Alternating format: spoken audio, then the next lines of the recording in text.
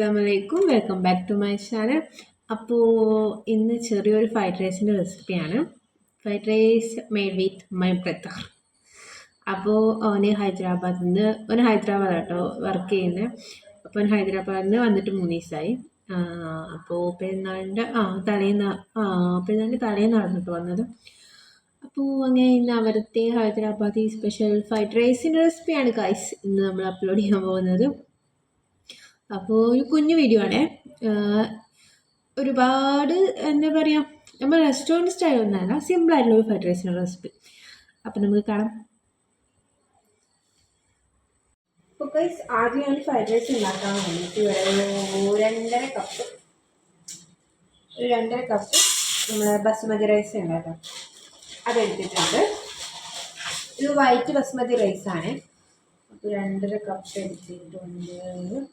ഇനി നമുക്കിതൊരു 2 മണിക്കൂർ വെള്ളത്തിൽ നന്നായിട്ട് വാഷ് ചെയ്തിട്ട് കുതിർത്തി വെക്കണം കേട്ടോ. അപ്പോൾ ഗൈസ് ഇതെൻ്റെ ഫസ്റ്റത്തെ പരീക്ഷണം കൂടിയാണ് ഫ്രൈഡ് റൈസ് ഉണ്ടാക്കുന്നത്. അപ്പോൾ ഫ്ലോപ്പ് ആവുമല്ലോ നമുക്ക് ഉണ്ടാവുക. ഓക്കെ, 2.5 കപ്പ് എടുത്തിട്ടുണ്ട്. ഇനി നമുക്ക് ഈ അരി നന്നായിട്ടൊന്ന് വാഷ് ചെയ്തെടുക്കണം. വാഷ് ചെയ്തിട്ട് നമുക്ക് 2 മണിക്കൂർ കുതിർത്തി വെക്കണം കേട്ടോ. അപ്പോൾ നമുക്ക് കുതിർത്തി വെക്കാതെ പെട്ടെന്ന് എങ്ങനെ തയ്യാറാക്കാമെന്ന് വെച്ച് കഴിഞ്ഞാൽ ഒരു 15 മിനിറ്റോളം നമുക്ക് ജസ്റ്റ് ഒന്ന് കുതിർത്തി വെച്ചിട്ട് കുക്കറിൽ അടിച്ചെടുക്കാം. പക്ഷേ അടിക്കുന്ന സമയത്ത് നമ്മൾ കുക്കറിൽ ഇന്ന് വേവിക്കുന്ന സമയത്ത് നമ്മളെപ്പോഴും വാട്ടർ ലെവൽ എപ്പോഴും നമ്മൾ എന്താ പറയുക കറക്റ്റ് ആയിരിക്കണം, അല്ലെങ്കിൽ പെട്ടെന്ന് വെന്ത് അലിഞ്ഞു പോകാൻ ചാൻസ് ഉണ്ട്. അപ്പോൾ ഏറ്റവും നല്ല മെത്തേഡ് ഇത് തന്നെയാണ്. ഇത് നമ്മൾ ഊറ്റിയെടുക്കുകയാണ് ചെയ്യുന്നത്. അപ്പോൾ ഒരു 2 മണിക്കൂർ അല്ലെങ്കിൽ 1.5 മണിക്കൂർ നമ്മൾ ബസുമതി റൈസ് നന്നായിട്ട് കഴുകിയിട്ട് വെള്ളത്തിൽ കുതിർത്തി വെക്കുക കേട്ടോ.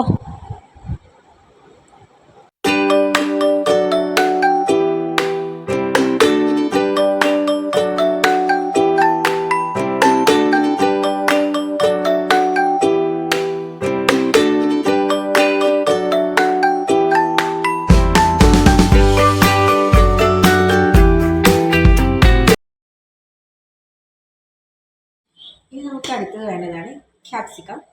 ഇത് റെഡ് കളർ ക്യാപ്സിക്കമാണ്. നമുക്ക് റെഡ്, ഗ്രീൻ, അതേപോലെ തന്നെ യെല്ലോ, ഈ 3 കളർ ക്യാപ്സിക്കം നമുക്ക് കളർഫുള്ളായിട്ട് ഉപയോഗിക്കാം. പക്ഷേ ഇറ്റ്സ് നോട്ട് അവൈലബിൾ, നമ്മൾ റെഡ് ക്യാപ്സിക്കം മാത്രമേ ഉള്ളൂ. അപ്പോൾ ഇത് നമുക്ക് അരിഞ്ഞെടുക്കാം.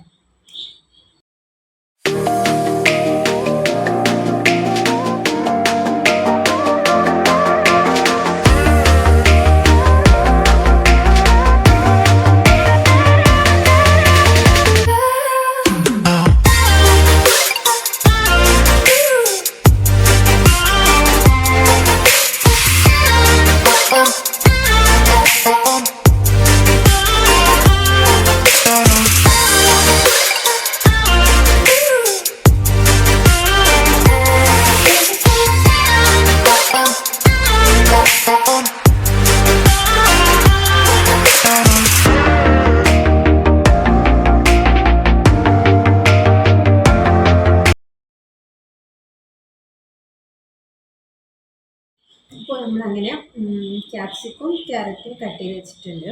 പിന്നെ അരി ഓൾറെഡി നമ്മൾ കുതിർത്താൻ വെച്ചിട്ടുണ്ട് കേട്ടോ. ഇനി നമുക്കിതോട്ട് ബീൻസ് കാര്യങ്ങളൊക്കെ വേണം. അപ്പോൾ ഗൈസ് വരുന്നേ ഉള്ളൂ. വന്നിട്ട് നമുക്ക് അടുത്തൊക്കെ കട്ട് ചെയ്യാൻ പറ്റത്തുള്ളൂ. കാരണം ഇപ്പോൾ അവൈലബിൾ ആയിട്ടുള്ളത് നമുക്ക് ക്യാപ്സിക്കും ക്യാരറ്റുമാണ്, പിന്നെ റൈസും. അപ്പോൾ അത് 3 നമ്മൾ സെറ്റാക്കി വെച്ചിട്ടുണ്ട്. പിന്നെ ഇതിലോട്ട് വേണ്ട എനിക്ക് തോന്നുന്നു കെച്ചപ്പ് വേണം, ടൊമാറ്റോ കെച്ചപ്പ് വേണം, soya sauce and green chilli paste. സോസിൻ്റെ വിഭാഗത്തിൽ 3 വേണ്ടത്. പിന്നെ മുട്ട ആഡ് ചെയ്യാനുണ്ട്. ഈ റെസിപ്പി മുട്ട ആഡ് ചെയ്യുമെന്ന് എനിക്കറിയില്ല, നമുക്ക് കണ്ടത് അറിയണം. അപ്പോൾ ഇത്രയേ ഉള്ളൂ, നമുക്ക് നോക്കാം, വെയിറ്റ് ചെയ്യാം. അപ്പോൾ ഫൈനലി നമ്മൾ ബീൻസ് ഇവിടെ എത്തിയിട്ടുണ്ട്. അപ്പോൾ ഞാനൊരു 3-4 ബീൻസ് എടുത്തിട്ട് കുറച്ച് മതി കേട്ടോ, കുറച്ച് ബീൻസ് എടുത്തിട്ട് നന്നായിട്ട് വാഷ് ചെയ്തിട്ട് ചെറുതായി കട്ട് ചെയ്തെടുക്കാൻ പോവുകയാണ്.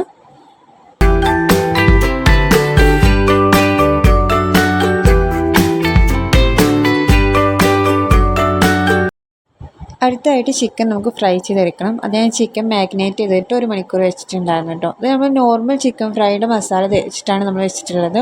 അതുകൊണ്ടാണ് സ്പെഷ്യൽ മസാല ചേർക്കാത്തതുകൊണ്ടാണ് ഞാൻ മസാല ഇൻഗ്രീഡിയൻസ് ഒന്നും പറയാത്തത്. ഇനി നമുക്ക് നന്നായിട്ടൊന്ന് ഫ്രൈ ചെയ്തെടുക്കാം.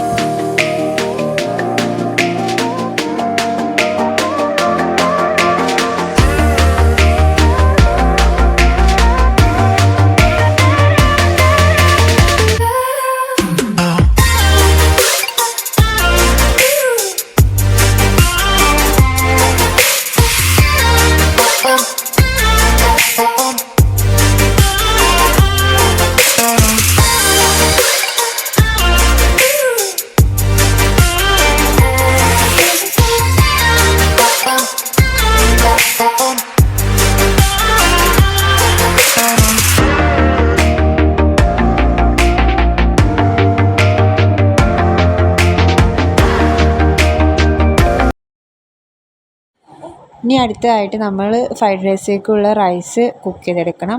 അപ്പോൾ അതിനുവേണ്ടി ഞാൻ ഇവിടെ 6 കപ്പ് വെള്ളം എടുത്തിട്ടുണ്ട് കേട്ടോ. അതിലോട്ടൊരു 2 ടീസ്പൂൺ സൺഫ്ലവർ ഓയിലും 1 ടീസ്പൂൺ ലെമൺ ജ്യൂസും പിന്നെ ആവശ്യത്തിനുള്ള ഉപ്പും ചേർത്ത് കൊടുത്തിട്ടുണ്ട്. ഈ ലെമൺ ജ്യൂസും സൺഫ്ലവർ ഓയിലും നമ്മൾ അരി ഒട്ടി പിടിക്കാതിരിക്കാനാണ്. അതെല്ലാവർക്കും അറിയുന്നുണ്ടാവും, അവിടെ കൂടുതലൊന്നും പറയുന്നില്ല. അപ്പോൾ പിന്നെ ഞാനിവിടെ ചോറ് ഊറ്റിയെടുക്കുന്നതാണ്, അതുകൊണ്ടാണ് 6 ഗ്ലാസ് വെള്ളം ഞാൻ ആഡ് ചെയ്തിട്ടുള്ളത്.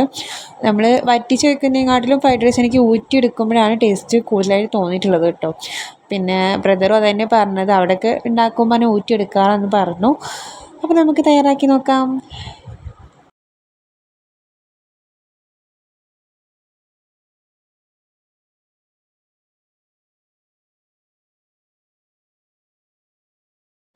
വെള്ളം അത്യാവശ്യം തിളച്ച് വന്നിട്ടുണ്ട് കേട്ടോ. അപ്പോൾ ഞാൻ ഇതിലോട്ട് നമ്മൾ നേരത്തെ കുതിർത്തി വെച്ചിട്ടുള്ള അരി ആഡ് ചെയ്ത് കൊടുത്തിട്ടുണ്ട്. ഇനി നമുക്കിതൊരു 75% കുക്കാക്കി എടുക്കണം കേട്ടോ. ബാക്കി പ്രൊസീജിയേഴ്സ് ചെയ്യുമ്പോൾ അതിൻ്റെ ഒപ്പം കുക്കാവും. ഒരു 75% നമ്മൾ കുക്കാക്കി എടുക്കണം.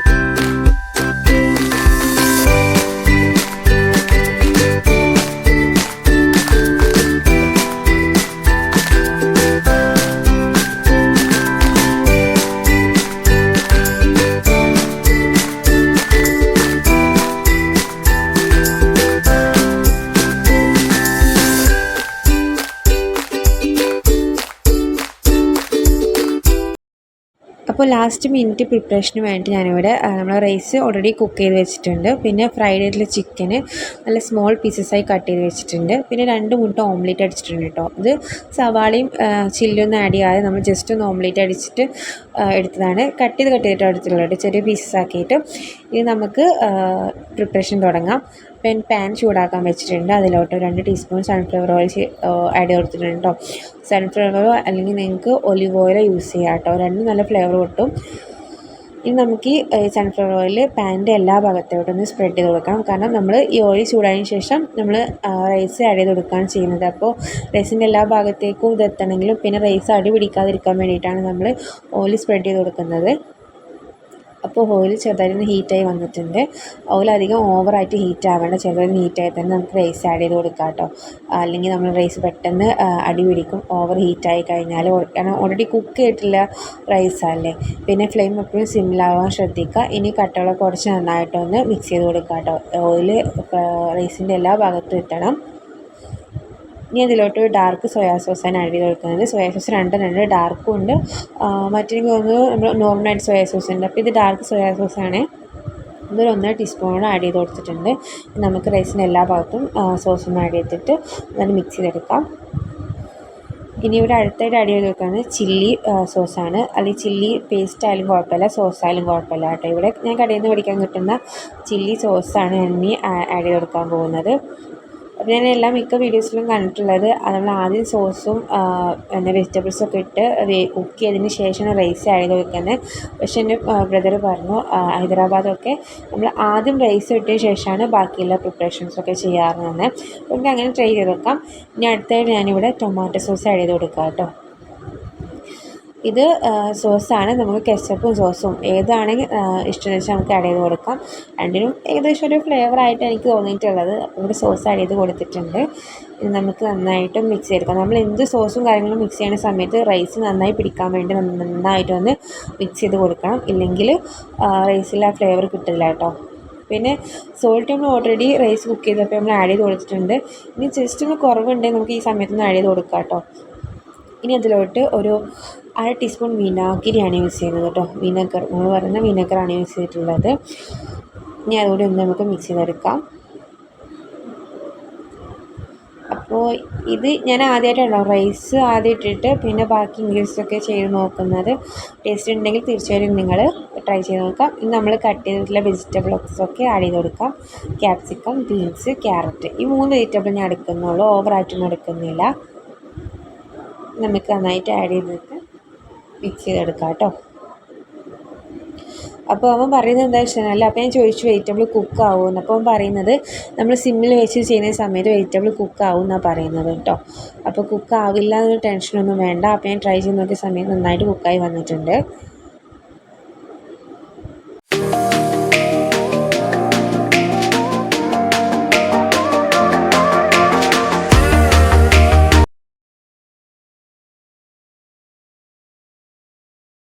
വെജിറ്റബിൾസൊക്കെ മിക്സാക്കി എടുത്തതിന് ശേഷം ഞാൻ ഇതിലോട്ട് ഇനി ആഡ് ചെയ്ത് കൊടുക്കാൻ പോകുന്നത് നമ്മൾ ഫ്രൈ ചെയ്ത് വെച്ചിട്ടുള്ള എഗ്ഗാണ്. പിന്നെ അതേപോലെ തന്നെ സ്മോൾ പീസായി കട്ട് ചെയ്ത് വെച്ചിട്ടുള്ള ചിക്കനും ആഡ് ചെയ്ത് കൊടുക്കാൻ പോകുന്നുണ്ട്.